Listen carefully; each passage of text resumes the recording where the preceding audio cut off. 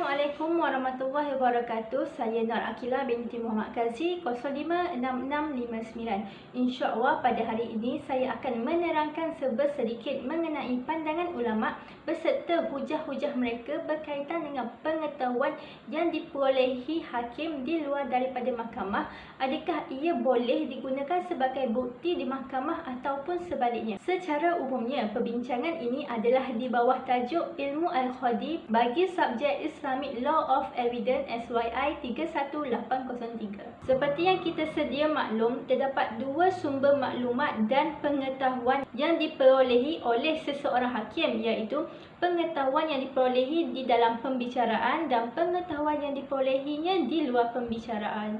Namun, apa yang ingin saya fokuskan di sini ialah sumber pengetahuan yang kedua, iaitu pengetahuan yang diperolehi oleh hakim di luar daripada pembicaraan. Berdasarkan situasi ini, terdapat beberapa pendapat ulama mengenai perkara ini beserta hujah-hujah mereka. Pendapat pertama iaitu mazhab Zahari. Mereka berpendapat bahawa seseorang hakim ni dia wajib menghukum berdasarkan pengetahuannya yang diperoleh luar daripada pembicaraan dalam kes-kes tertentu, sama ada sebelum maupun selepas seseorang itu menjawab jawatan sebagai hakim. Hujah mereka berkaitan perkara ini adalah pengetahuan hakim lebih kuat kerana ia merupakan keyakinan daripada hakim itu sendiri. Namun begitu, dalam mazhab Syafi'i pula, mereka membezakan antara hak manusia dengan hak Allah.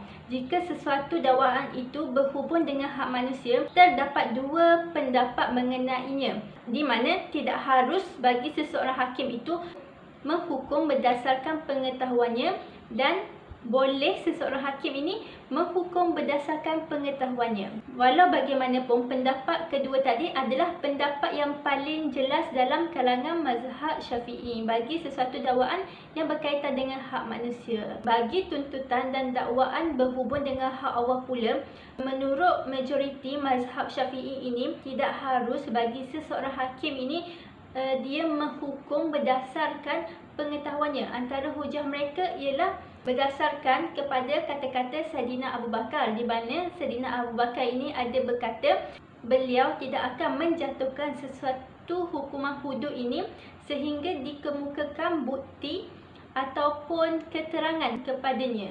Pendapat seterusnya pula ialah mazhab Hambali.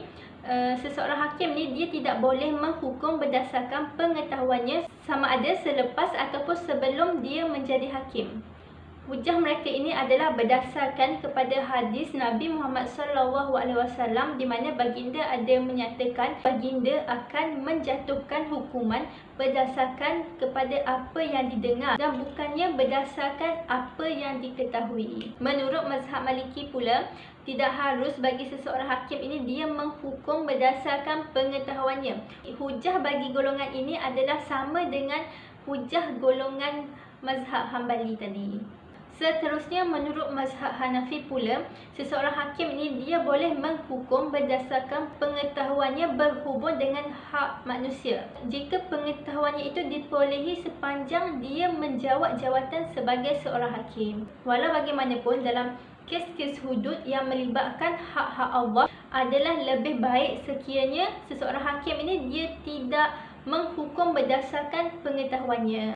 Walau bagaimanapun, jika diteliti pendapat pengkaji-pengkaji Islam seperti Dr. Abdul Munim dan Dr. Abdul Karim Zidan, mereka tidak mengharuskan seseorang hakim ini menghukum berdasarkan pengetahuannya yang diperolehi di luar pembicaraan. Kesimpulannya, apa yang dapat kita simpulkan di sini adalah tidak harus bagi seseorang hakim ni dia menghukum berdasarkan pengetahuan yang diperolehinya di luar mahkamah. Ini kerana prinsip asas dalam kehakiman adalah telah menjadi hak orang yang bertikai untuk mempertahankan kepentingannya, menolak hujah lawannya dan menyoal balas saksi-saksi dan keterangan mereka. Seperti yang kita sedia maklum, peranan hakim ni dia adalah untuk menyelesaikan pertikaian. Jadi kalau hakim ni dia diharuskan untuk menggunakan dia punya pengetahuan di luar mahkamah itu untuk menghukum sesuatu kes,